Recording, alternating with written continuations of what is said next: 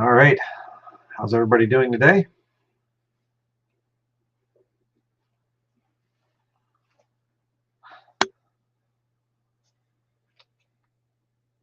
As always, I'll give this a little bit of time here to make sure that people have time to come in and start watching.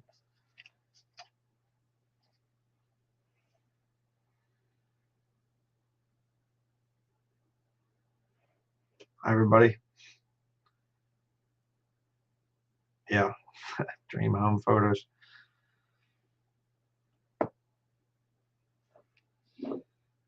Have to get something here real quick.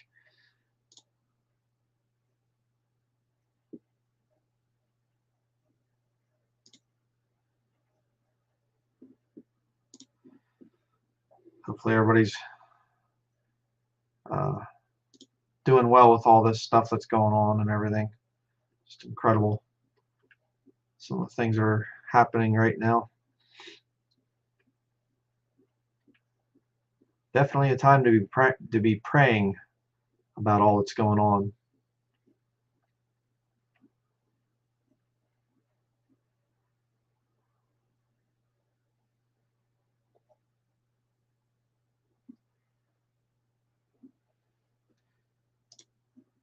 All right. Good. Okay.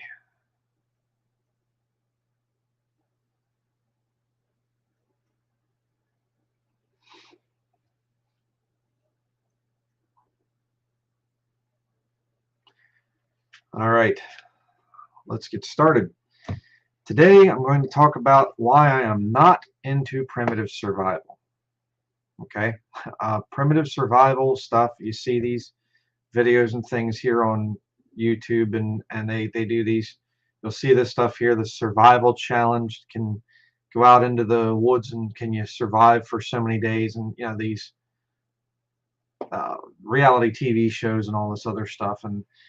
And I need to make a statement about this, on the issue of off-grid living and how it relates to this type of movement here, because there's a lot of false hope, so to speak, for people, young people especially, that you could actually, if things get really bad, you can go out into the woods and you can build something like this and you'll be fine.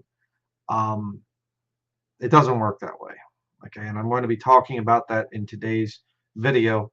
Uh, it's this stuff here is okay, just for a little adventure thing, exciting. Hey, I got to build a stick shelter and I slept in it overnight. Sure, but this isn't what you do if you buy property somewhere. You don't build one of these little shelter things, and it just doesn't work. And I'll explain some of the reasons for that. Um, primitive survival. Primitive survival should actually start as common sense. Your primitive survival thing here that's in your mind that God gave you, you should be able to look at the situation in the world and say, okay, um, if there's war coming to my country, I should probably leave a town or a city or whatever else, and I should probably get someplace that's safer. You know, that's just a simple survival skill that should be there in your mind. Um, and a lot of these people, you know, this one in particular right here, this is the Survival Lily channel on YouTube. Um, and there's others like her. I'm not picking on her per se, but there's a lot of these people. They'll go out, they do this survival challenge thing. They build a stick shelter. They live, they'll do all these crazy adventure things, and then they go back to the city and they live in the city. And I just think you're really kind of missing the whole point here.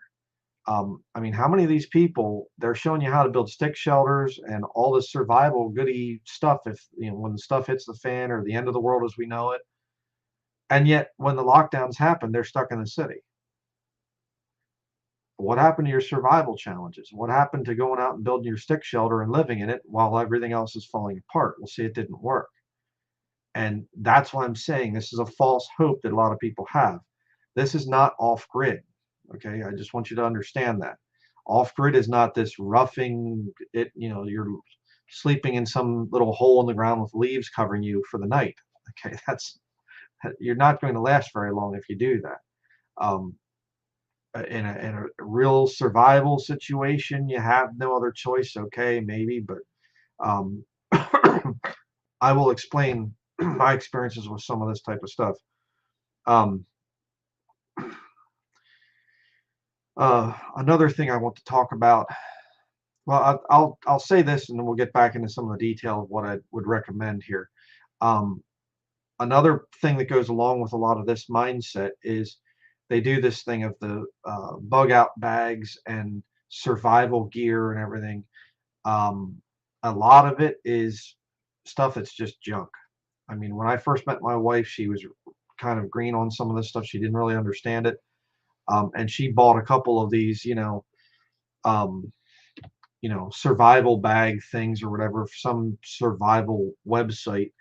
And it was all just the typical junk, the space blanket, the little tent thing, the tube tent thing, water purification tablets, the little bar of food stuff that you can eat that's not really food. It's just absolutely terrible. Um, and all the little things like that. The pencil that can write on the pad, and the pad, you can write on it when it's raining, and then and the little glow sticks, and the little wind up radio flashlight thing, and all that stuff. And it's all, hey, things are falling apart. There's war coming. There's a hurricane. There's whatever. Go on out and build your stick shelter and things, and then you'll be fine and get through the night. No, you won't. Okay, I have to warn about this stuff. Um, like I said, uh, a lot of experience that I've had over the years. I've been in a lot of different off-grid situations, from, you know, the East Coast to the West Coast, Montana, up into Alaska, down into Central America. I've seen a lot of different things. Down in the Appalachian Mountains, I've known how people, live off grid. And this type of stuff right here is really not going to really protect you for very long. Um, and again, this is more of a, the scary, you're living out in nature, you're surviving and everything. Or I shouldn't say living out in nature, but you're out there and you have to survive this whatever thing in your stick shelter. That's that's not the way it is when you're off grid. It's not some kind of a scary place. It's more like your living room. You get up in the morning, you go for a walk on your property, or you go check on the berries, or you go check on this, or you check on that. It's not this, oh, I have to survive, and what's those noises out here at night and things. It's a different mindset, and I'll be talking about that as we continue in this. Um, so, but according to the one guy, there's one guy, a false prophet out there that, well, I shouldn't call him a false prophet. He's just I remove my statement of false prophet. He might be, I don't know. But this guy is just a desperate, attention-seeking little jerk, and I'll show you this. This shows you that the desperation to which this guy goes to here. His article he did about me, and he's, takes a little screenshot of my wife where she's being sarcastic and puts it there, and then there's brother Jacob Thompson, and there's me, I guess, on this um, stump thing there, and there I have a thing on my head, and there's a shelter that I'm supposedly making, I guess, out on my property here. I mean, desperate. And this guy claims to be a Bible believing Christian, so I had to show that. Just funny. I'm not even into bushcraft survival stuff, so. But what good is the truth, if you're a crazy nut? But whatever. Um, okay, let me explain the difference between this, and I'll show you one here. This guy right here, right? This is a good channel. The Maine Woods here, he puts out some really good stuff. And this video is a really neat video. He goes over this guy here, Camille Below, I think his name is there, 1917 to 2006. This guy's an old timer up in the St. John River area, which is up far north of Maine. It's a lot further north than we're at. And just the way that the guy lived and was just amazing. and I've studied, looked into the lives of some of these main guides, especially the guys from the early 1900s. Um, a big one around here that we know about is Al Nugent, Alan Patty Nugent, and Al Nugent is just a legendary, you know, man, and the stuff that the guy did. Um, I've heard some of the stories. There's actually the Patton's Lumbermen's Museum over this way here in the town of Patton, and they actually have a snowmobile that he built out of an old motorcycle. And before snowmobiles were even really designed, he designed his own kind of a tracked snow machine. Just amazing the stuff that the guy could do. And these guys weren't going around with the primitive survival type of thing. They had their gear. They would go and they would do trap lines. They would trap animals, and these guys were just incredible. I love to hear the stories of them. They were, real men. And a lot of times they had the navigational abilities of these old timers. They didn't use compasses. They didn't use maps. They could kind of figure out where they're going and go in that direction. And I have a little bit of that ability, just from, as a little boy, I would be out in the woods and everything a lot. And, we didn't have, we had 6.5 acres, but we were connected to, I don't even know how many acres, maybe 1,000, 2,000 acres or something. It was a pretty big area, down in Pennsylvania where I grew up. It was a big forest. You get back in there and you never saw anybody back in the woods like that. And so I just was exploring all the time growing up. And um, I never got lost. I just never did. I never had a compass, never had maps or anything else. I get turned around sometimes, but then it was just sort of, okay, stop, think where you're at here. That's the direction that you go in. But I'll say a little bit more about some of the stories of my experiences growing up. But if you watch this video, you'll see this guy, built this log cabin, and he's living out there with his children, and just amazing, hunting, fishing, foraging, the whole thing, which I'll be talking about in the next seminar. Um, because that's an important part of being off grid is being able to get food from your property or from your local area. But these guys were incredible, and all this stick shelter stuff, this kind of thing here, just didn't see these guys doing that, unless it was some kind of a major. I don't know why they would even have the reason to build something. I've never built anything like this in all my times of being in the woods. But I'll just tell you some of my experiences to show you why I'm not into primitive survival. When I was a boy, I did get lost one time. And this is an embarrassing story for me, but I was really young.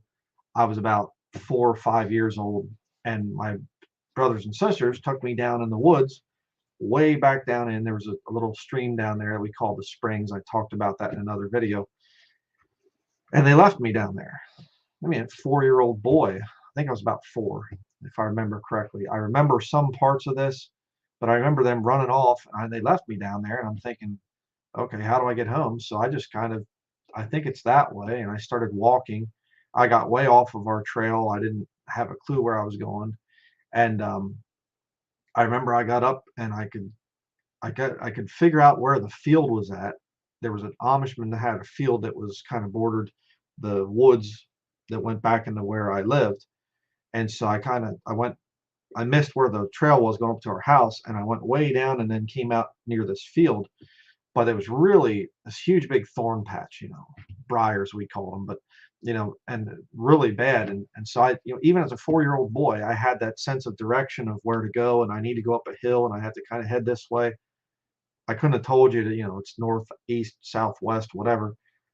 But I headed up in there, and I remember I got stuck in this, really bad thorn patch, and it was sticking to my clothes and everything. And then I remembered my survival training here. There's the embarrassing part. And I remembered my mother reading the story of Peter Rabbit, and what happened when he got his vest caught, his clothes caught. Well, he just slipped out of it and took off. And so in my little 4-year-old brain, I thought, well, there's the solution. So I took my clothes off right there in that briar patch, because they were sticking to the briars, and I got through the briar patch, and I walked up through the field and walked up to the house and walked in, and everybody's, what in the world? Where are your clothes at? Well, I made it home, but that's my first survival story there. Uh, 4 years old. What can you do? But it just I have, you know, I've never had a problem with it in terms of getting really badly lost and I have to build a stick shelter or something. This primitive survival thing. And what I'm saying is, I'm going to try to impart some of the things I've learned over the years. Um, when you go into the woods, first of all, look at the time that you're going in. If it's really late in the evening, don't go very far, right? Make sure that you're taking, uh, you know, you're taking mental pictures, so to speak, where you look and you say, okay, I can see I'm walking in this way. It does go down a little bit of a hill. So that way, the reverse of that is you go up the hill. You just kind of notice your surroundings and things. And if it's late at night, like I said, don't go very far. Um, okay, it's a good day. I'm going to go out. I'm going to take a big hike. Well, think about where you're going and how to get back again. Keep your thoughts about you. Um, there's a lot of things like that. Another story, I was deer hunting the one time, went to a friend's cabin. I was not familiar with the area. And I went down, there was a pipeline, and I hiked down the pipeline and I saw some signs of deer, and I thought, hey, I'm going to head back in through the woods and see if they're back in there. It's kind of a thick mountain laurel down in Pennsylvania. They have mountain laurel. It's kind of an evergreen, you know, uh, deciduous type of little shrub tree thing. And it's actually the state flower. But anyhow, so I saw that and I started to head back into the woods and I got all mixed around and turned around and everything else. And I thought, okay, well, I remember I was walking around and you come back to the same spot and you think, oh, nuts. Yeah, I remember this spot. Okay, well, I never consider it to be lost. It's never a matter of, oh no, I'm lost, and never had a cell phone this whole time. Um, so I just couldn't call for somebody and send the, helicopters to come rescue me or something. No, you just have to work your way out and get out of that situation. So I just kind of stopped and I thought, okay, well, some survival advice. There's a little stream over there. Well, if I was really desperate, you follow a stream, the stream will eventually lead to a town every single time. It'll lead to a river or to some other kind of a thing, and eventually it will lead to some kind of civilization of some kind if you're really desperate. I wasn't really desperate. So I thought, well, okay, I'm going to cross over this little stream. It's, that would be down in the valley of where I was at before I crossed into the woods. And so I'll just head up this other ridge and I'll just see if I can get up and see see if there's an area where I can see a little bit better. So I started hiking out and I looked over and I could see as I was hiking up this one big hill, I looked over and I could see kind of the trees sort of, it's not just like this with trees and trees and trees. You can see the trees and clear sky behind it. And I thought, oh, there's an opening over there. So start hiking towards the opening. And sure enough, right there's the pipeline. Walked out onto the pipeline, looked way over, and oh man, I'm way far away from my friend's cabin because his cabin was off the pipeline, back in the woods off the pipeline. You had to drive up through the pipeline to get to his cabin. And it was way up on top of the one ridge, and I was way over on another ridge. And it was just kind of, all right, well, whatever. And so I started hiking back the pipeline.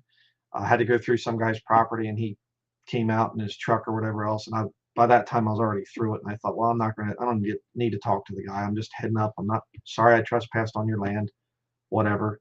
But I ended up getting back after dark, and my friend was really worried, and he's, where in the world were you at? I said, oh, I got a little bit mixed around. You know, I didn't think, in other words, oh, I'm going to be out here at night.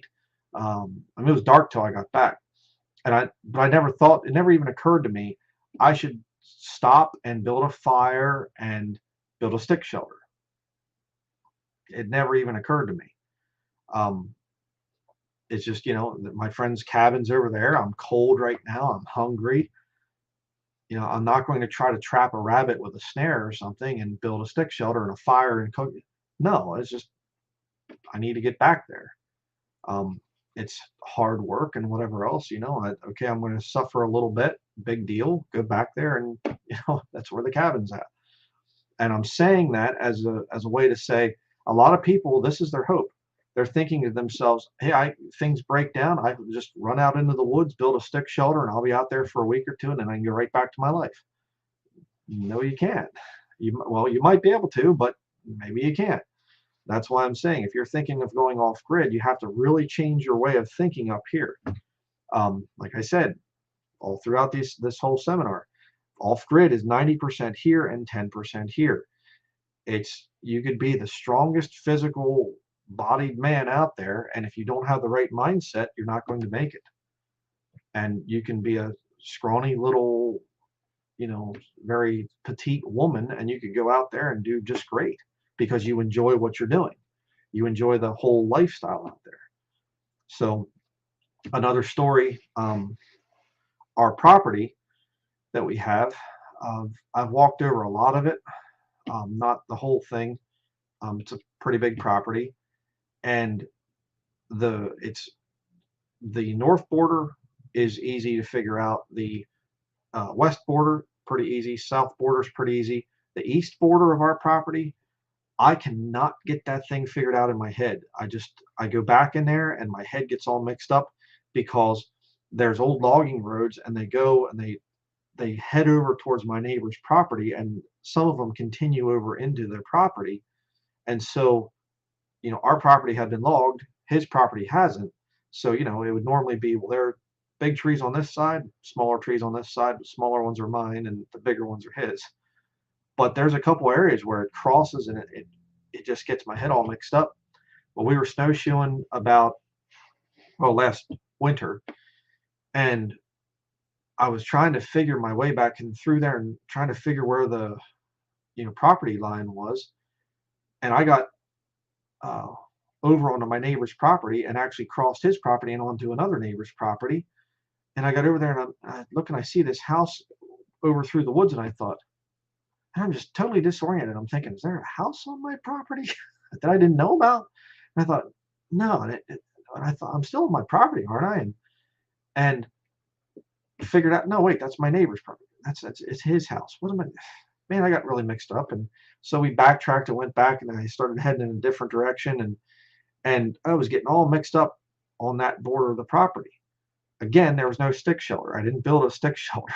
It's just, it was getting later, and it was me and my wife and my son, and they're saying, which way should we go? And no compass, no cell phone to call for help or anything else. And I said, okay, just stop here for a minute. Looked at my watch. Okay, we have probably about 2 hours yet before the sun sets. So the sun's going over that way, so that way has to be west. And I'm thinking, well, okay, well, I know I need to go west, so we'll just kind of head southwest till we hit our southern border, because I know what the one on other property looks like. So we just did that, got over to the southern border. As soon as we hit the southern border, we just headed straight west, followed the southern border to the west till we got to one of our trails, got on the trail and went home. And again, it was almost dark till we got there, but it didn't matter. There's no need for this, primitive survival skill thing of building a stick shelter. It's just, to me, it's a waste of time. The real thing is being off grid, going out there and saying, this is not going to last you for a whole year. Okay, some little thing here, and you can get in there and whatever. You're going to live in that for a year? Why waste your time on something like that? My opinion. If you want to get into the bushcraft thing and primitive survival skills and whatever, okay. But I just think it gives a lot of people a false hope. And, so that's something I just needed to say as part of this whole thing, because I don't want people to be deceived into thinking that you can somehow, going out into the woods and whatever else, it's a scary thing, and you can go out and you can build this type of shelter, and then you'll be just fine, and you can stay in it for some long amount of time. That's just not true. So, and another thing, as far as the survival thing, this whole deal of what would happen if you're out in the middle of nowhere and you die or something out there. Well, that's not really scary to me. As a Christian, I know I'm going to go to heaven when I die, so puts a different spin on it for me. Maybe some other people that are lost and they don't know the Lord, they don't know where they're going to go when they die. Well, maybe for them it would be scary, but for me, it's not really a big deal. But so, you know, off-grid mindset, small and sustainable, but not that small. Okay, not this survival stuff. You have to, I know that some of you have asked the thing of how do you talk a wife into going out and living off grid. Well, this is not the way to do it right here. Hey, come on, look at this little stick shelter or this little box or something like that. And this is where we're going to live for the next, couple months. No, no. And I don't care how tough a guy you are, living in something like that for an extended amount of time, you're not going to like it. You're not going to be happy. You need to have some beauty there, some neat things there, some comforts, and that's how you make it off grid. Again, this guy here, this Camille Below guy, the guy that has this channel here, he actually helped to fix up his cabin, this older man's cabin here. I'll just show you if I can get to the one part. Okay, right there you can see the wood stove, and he has a little, collared glass panes in his window. Now, why do you need that if you're off grid? If you're just out there to survive and whatever, you don't. But it looks pretty. It's nice. It's a neat little thing. That's the point I'm trying to make. He's raising his children in this little cabin out in the wilderness someplace. Well, yeah, you have the beauty of the outdoors and the beauty of the nature and everything else, but have a neat little thing in there like that. Have some nice little decorations or whatever. Do some special things. It isn't some kind of a deal where you go off grid and you're just, like I said, living in this cruddy little shelter or something like that. Like, that thing about me with the John Davis over in the UK, that it's some little thatched hut or something that we live in. No, we don't. I mean, see if I can find the one video.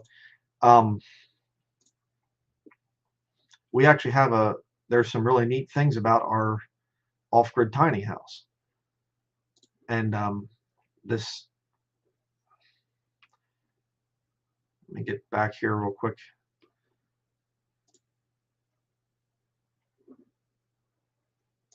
I'll just put this thing over here quick. Like this.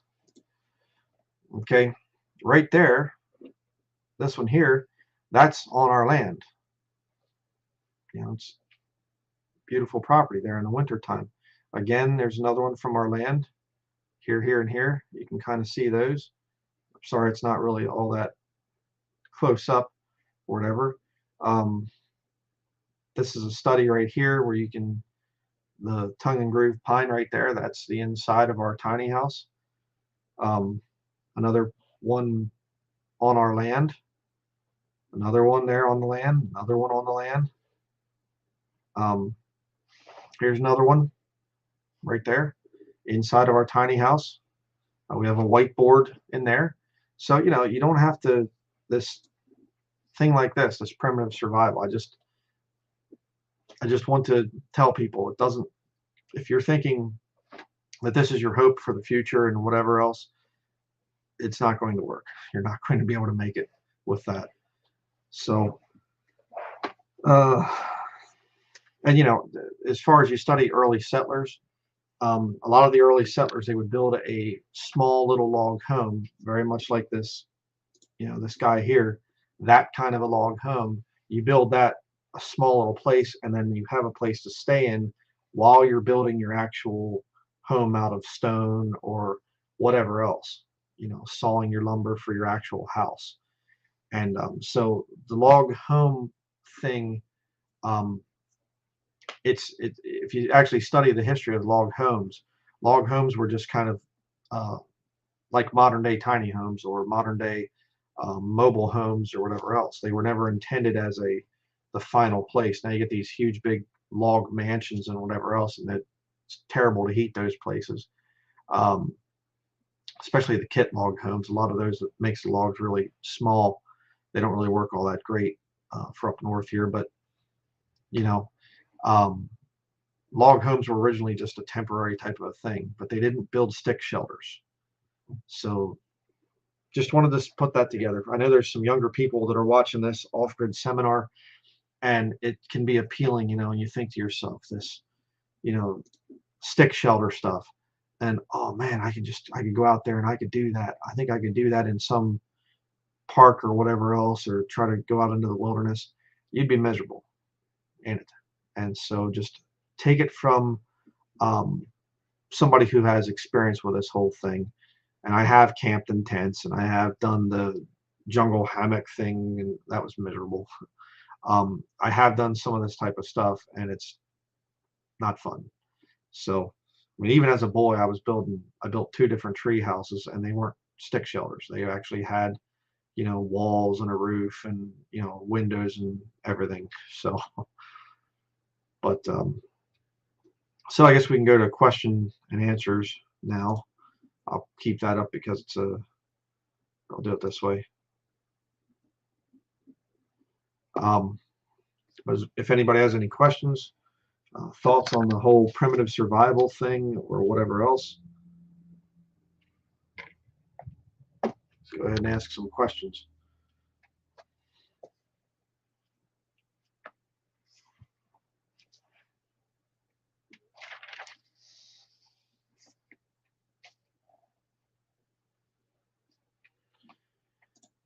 Good question. What about the Indian teepee? Yeah, there's a lot of good things to that.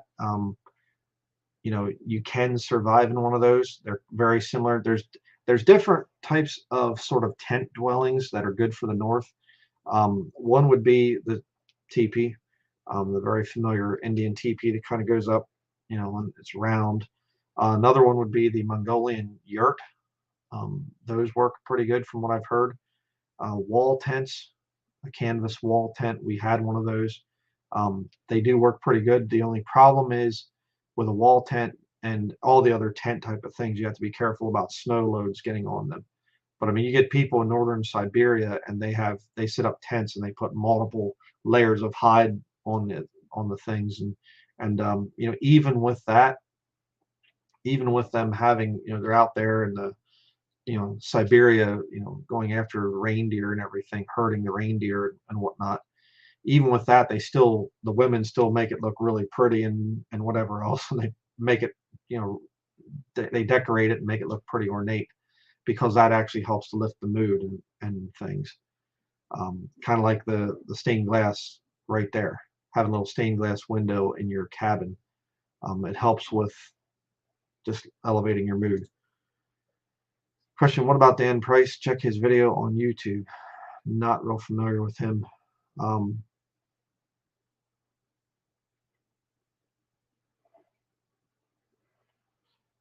how can I get in contact with you on Skype? Well, I don't do just to say this publicly, because I haven't really talked about this in a long time, but I don't really put out a lot of contact information. Not because I don't want to talk to people. It's just that we get a lot of people contacting us. I had to take my email down years ago, because we were getting 450 emails a day, something like that. And that was back before the channel was even that big. So, um, Skype and things, it's very difficult, um, to answer as many people as we have to deal with. So, um, what's the point of going off grid if you're in a big house? Does that kind of blow your cover of off grid? Yeah, it does. Um, if you have a big house, I mean, you can actually put, do some off grid type of stuff in a bigger house. In other words, just in the winter time, just only heat up the kitchen and the bathroom or whatever else with a wood stove. The rest of the house can be cooler, as long as you don't have water pipes going throughout the rest of the house. But yeah, I mean, if you have some property and it's got some big, huge mansion on it, oh, we're off grid now. I don't know. Um, I think you need to separate temporary shelter against permanent shelter. Nothing is wrong with being able to survive an emergency's war. Yeah, that's, I was trying to, I guess I didn't say that per se, but yeah, temporary type of a thing, okay, maybe, but um, yeah. Question, how would mail work? Can you set up your own mailbox? One, of course, you're far away just on land and without an address. What you can do is, as long as the town, um, is if you're in, uh, as long as the town recognizes your property as an actual, like that there'd be a number to your property there, you can get a post office box. And so if you have a post office box, they just bring all your mail right to there, and then you just go into town and pick it up. That's what most people do around here. Um, Question, how can I get in contact with Brother JT? I am in Illinois looking for fellowship. Um, I think you can probably contact him through his website. Uh,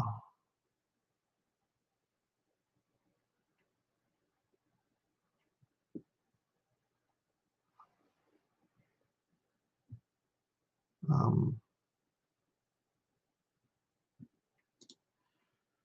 Looking for a bit of guidance, brethren. Found this nice little website selling cheap arched cabin kits near me. Would these be easy to heat? Sorry in advance if it's a dumb question. Not sure what they would look like or anything. Arched cabin kits. I'm not. You mean like an A-frame, or I'm not really sure. Um, I know the Amish. A lot of Amish in throughout the country, they're building these little cabins and whatever else, and they build them very cheaply. They would work in some ways, but they're built pretty cheap. You have to be careful of that. Um,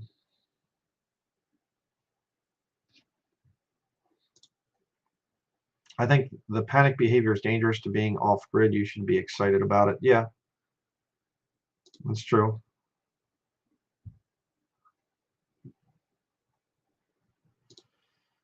Question, how can we tell if it's a good place to live? How do we find places that are good to live with people that are like-minded? We really want to find a like-minded community and know our neighbors.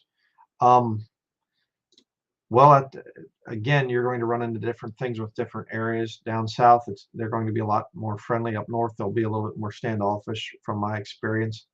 Um, and a good place to live, uh, the warm climate versus cold climate. Did that study the other day, and again, that'll influence your decision there. I mean, you can go to if you find out if there's a local town, like a little fair or something like that, that's a good thing to go to. Um, any kind of museum or any kind of a thing that would be like a community event where people would be coming together, and go there and just kind of, you know, hang out around the people and get to talking to some of them, strike up a conversation with them. Um, a lot of times you might even find somebody in that kind of a situation would say, you'd say, "Oh, we'd love to move to an area like this. It's beautiful. We'd like to, maybe even do the off-grid thing and whatever. Do you know of any cabins in the area that would be for sale or something?" And you might even get somebody that would say, "Oh, hey, yeah, we have one. It's not advertised, but we've been thinking about selling it, and if you want, you can come check it out." You never know.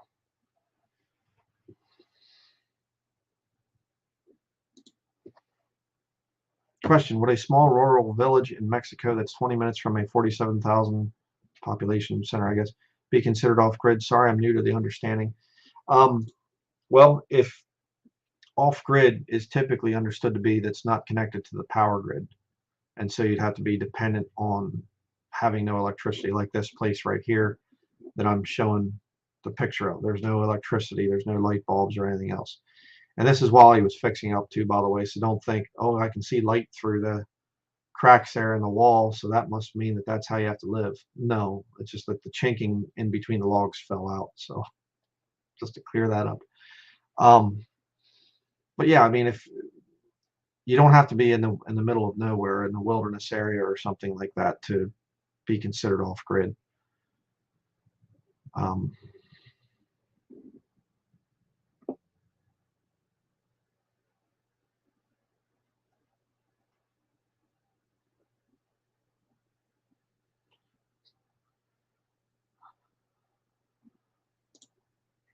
Find an old barn, fix inside, live in, leave the outside like old barn, save on property taxes. Yeah, you can do that. That'd be another good way to do it.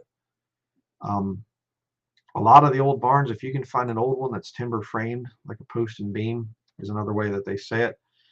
They're very solid, extremely solid, and you could definitely fix up a small area of it and then build on and whatever else inside. I'm saying expand. It's a very smart thing to do, actually.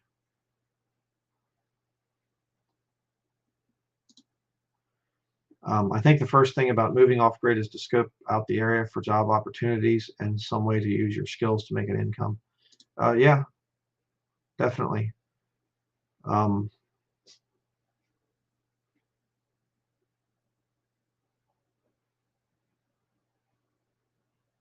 yeah.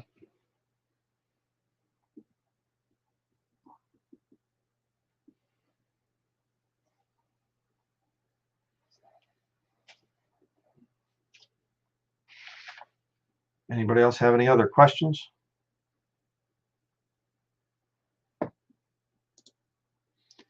Question: the only option in the Netherlands is living on a boat. How do you feel about that? Nature is not free to live in for is here. God bless you. Um, oops. Uh, um, yeah, living on a boat. I used to actually build houseboats, so yeah, it's definitely it's doable. I know that they have those longboat things over in the UK. I thought that was pretty fascinating, and you can just move when you need to. It's kind of neat. Yeah, I think that living on a boat would be great. Absolutely. Um, how many acres do you have for your current property, and does it have what you need in terms of lumber, firewood, gravel, other? And what year did you come to Maine? Not going to say how much land I have because it's people wouldn't understand that as far as the size of the land and everything else. It just it's a good amount of land. It's not as big as some in the area that I've met, but it's a decent property. We were kind of shocked that we even got it. Um, but it's a big property, and we got it pretty cheap because of it being logged. Um, and as far as firewood is concerned, yeah, we have plenty of firewood around because of the logging damage to a lot of the birch trees and things. And the beech trees are just the whole thing that whatever disease thing that they get. We have a lot of that. We're actually doing some logging on that. As far as lumber for building, we have some decent stands of balsam fir and some spruce, but they're not huge right now. Um, so we came to Maine in 2013 is when we first bought land here in Maine, and then we moved in January of 2014. We were on grid at that point in time, but yeah, we yeah, that's basically it. I think answer your question there. Um,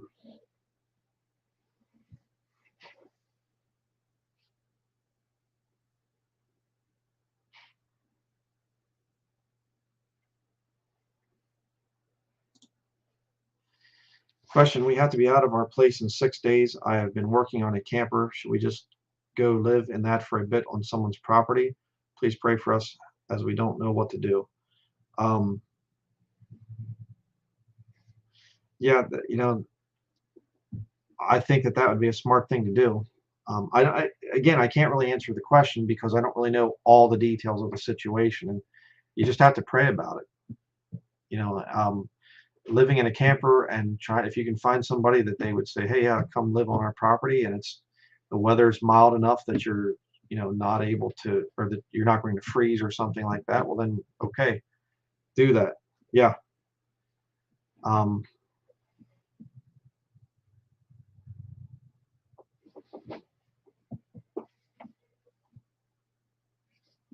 so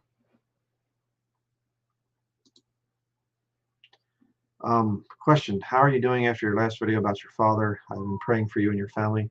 I'm doing all right. It's been a you know I, again, I had a couple people rebuke me in the comments, and they said, why would you bring that out? It's just gossip. No, it's just that it was covered up by my dad. Now that I found out, I'm not going to continue the family cover up of what happened. I'm just not going to do that. I'm not trying to bring shame on my dad or whatever else like that. No, it's just that it's, I was just trying to say it in a way that people, hey, if you're going to mess around, it will come out eventually. Don't cover up sin, is what I was trying to say by the whole thing there. So, and it ticks me off. It wasn't just my dad, it was my grandparents that were involved. It was also the Mennonite family that adopted my half brother, and they kept it secret from him. Just this stinking organized religion. They just, this sin, let's not talk about it, let's just cover everything up. It's terrible, and I'm not going to have a part of it. I don't cover things up. Please take him out. Come on, take him out. Dog's over here whining at the door.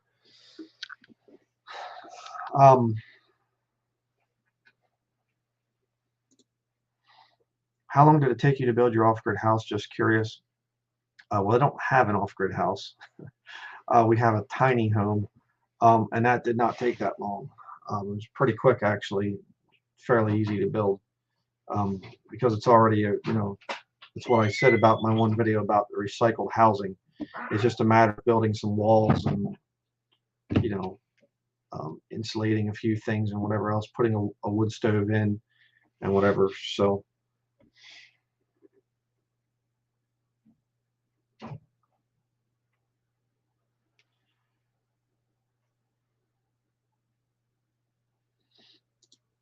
will you or have you tried to share gospel with your half brother? I haven't met him yet. I don't know if I ever will. I have no idea. He's down in Pennsylvania, and I'm not going to be going down anytime soon. So I have no idea. I mean, it's just literally, what, 2-3 months now that I've even, that he showed up and made himself known to our family. So I have no idea what the future is there. None.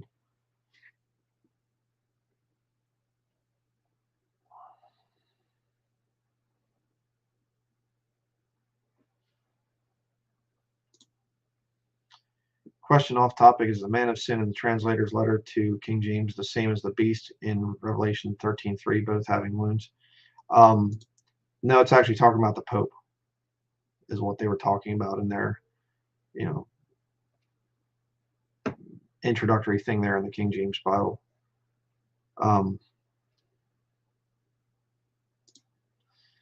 Question: what do you think about underground houses? I hear good things about them in theory, but never actually saw someone living in one. I've never actually been in one, like a really real underground house, but it's they do have some definite positives to them. I have looked into it a little bit. I have a few books on them. I've read some books on them and things, so it's interesting. Definitely an interesting thing.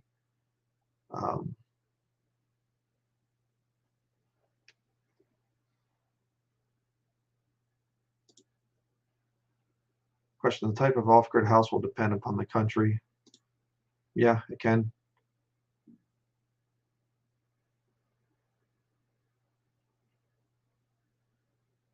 Yeah.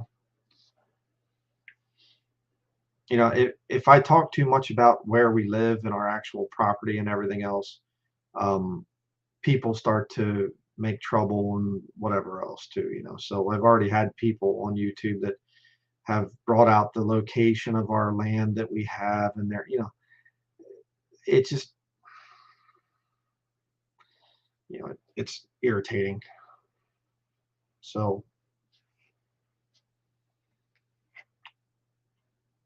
does anybody else have any other questions?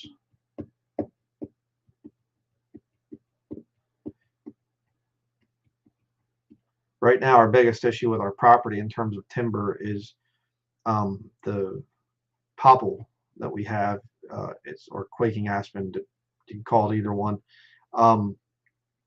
But we have so many of them in some areas. It's just really thick with those. So I've been trying to go through and thin out some of those stands and whatever else, because we can use the long, skinny, popple when they're dried out.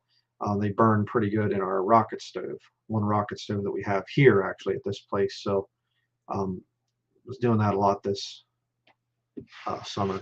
So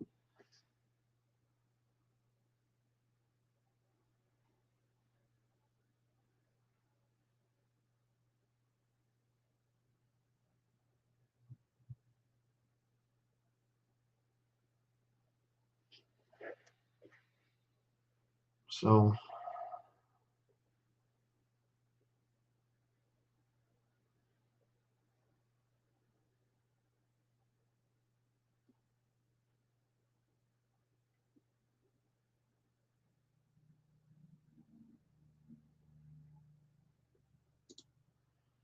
okay, what do you recommend for a off-grid medical kit? Um, well, just the same thing that you would have on-grid, really. I mean, we don't use a lot of the like Neosporin or anything like that. We use a dried yarrow powder. We can use balsam fir sap. We can use, coconut oil. You can use, there's a bunch of things. We just natural health type of ways to heal wounds and whatever else, but we don't really have any kind of thing that's different than anybody that would be on grid in terms of that. So,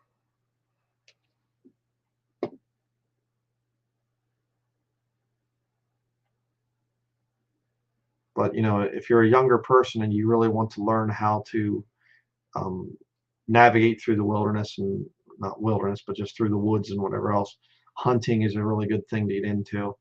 Um, and you go fishing and whatever, and you'll get to know the woods very well like that. Again, that's how I learned, just being able to walk through the woods, and you get the sense of direction and everything. And my son has it as well. Even when he was a boy, he would, a couple times he wandered off on our property when we first bought it. He was only 3 years old when we first bought our land, and and different times I'd be working or doing whatever. My wife and I'd be working, building things, and look around and where's Oliver at? Oh, great, where did he go? He wandered off someplace, and he'd, we'd see him coming back in around some other trail or whatever else, and he'd figure his way back, just as a little boy. So um, he's been really good at that. He has a bicycle. They call it a push bike or something. I forget what they call, but it doesn't have pedals. He's had it since he was 3 years old.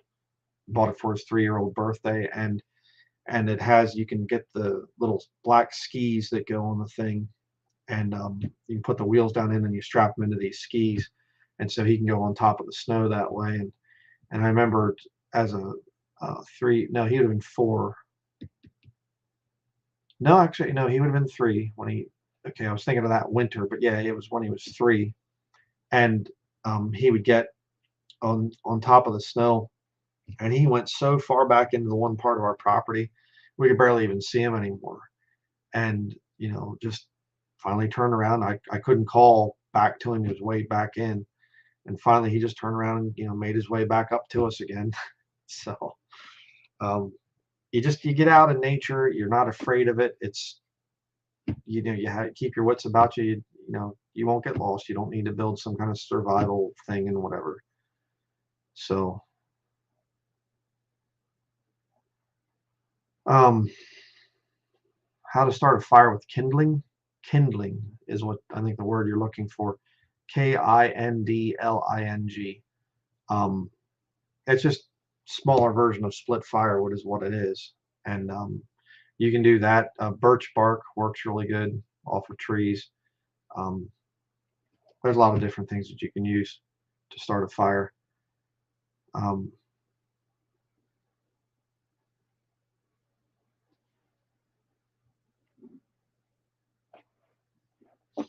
okay, I'll answer this one here, but question, can you please explain the Antichrist? I know it has nothing to do with off-grid, but you are a brother of great teaching, and I feel I may not have the right understanding. God bless.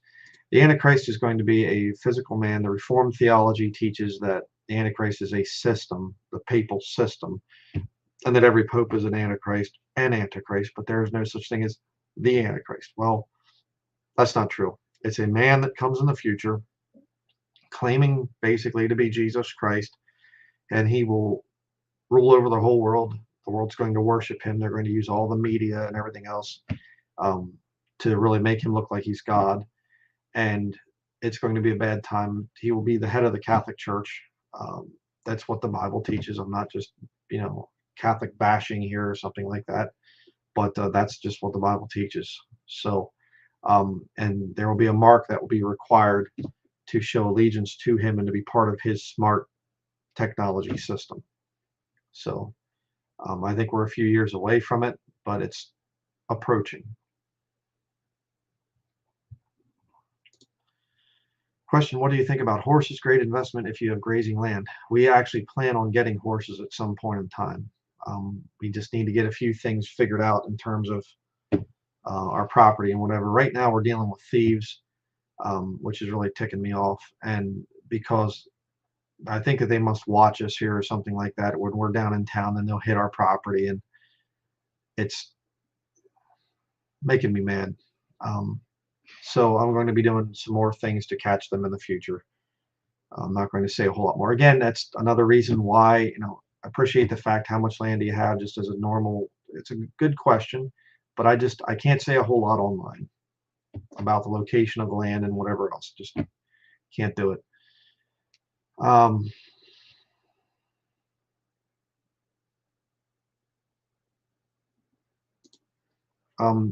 Question, not exactly today's topic, but never heard you talk about this. Do you have plans to build a greenhouse to extend growing season? Are you going to cover this topic at all? No, we're not really, no plans to build a greenhouse or anything right now. We don't really do that. Actually, I bought one of these cheap greenhouse types of things to dry out some firewood. The one time I thought I'll just stack some firewood inside this thing. I tried reinforcing it and whatever else. We got one big windstorm up where we're at. We get some pretty heavy wind because we're up pretty high, and it flattened the stupid Chinese-made greenhouse. So that was it for that. So yeah.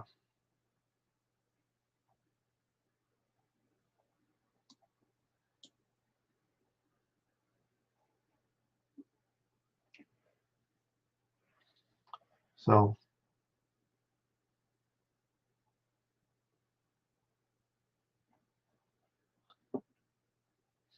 okay, well, anybody have any other questions relating to today's topic about primitive survival and versus off-grid and whatever else? This is one of those things that's not a really big important thing with off-grid living. I just wanted to get this out there for younger people that might be confused about the two. The remaining ones are a little bit more important here.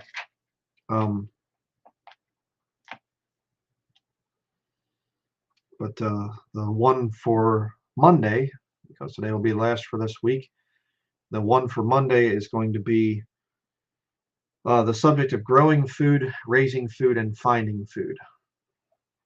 Some things to think about there.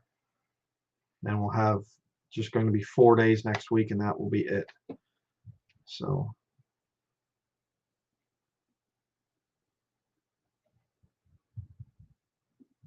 can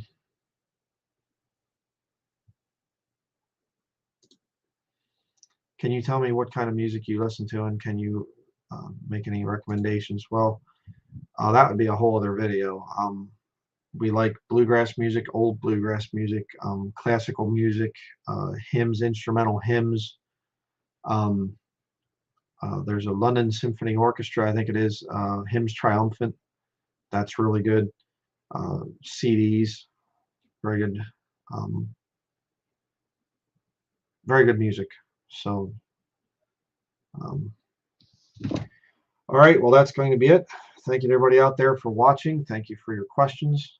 And like I said, Monday we'll be back with growing food, raising food, and finding food. And then we'll have after that will be the number 12 will be the terrible toilet. Number 13 will be how to fail at off-grid living, and then number 14 will be the future of old paths living. So it should be interesting. So that will be it, and thank you to everybody out there for watching, and we will see you in the next week, the 4 final parts of the off-grid seminar.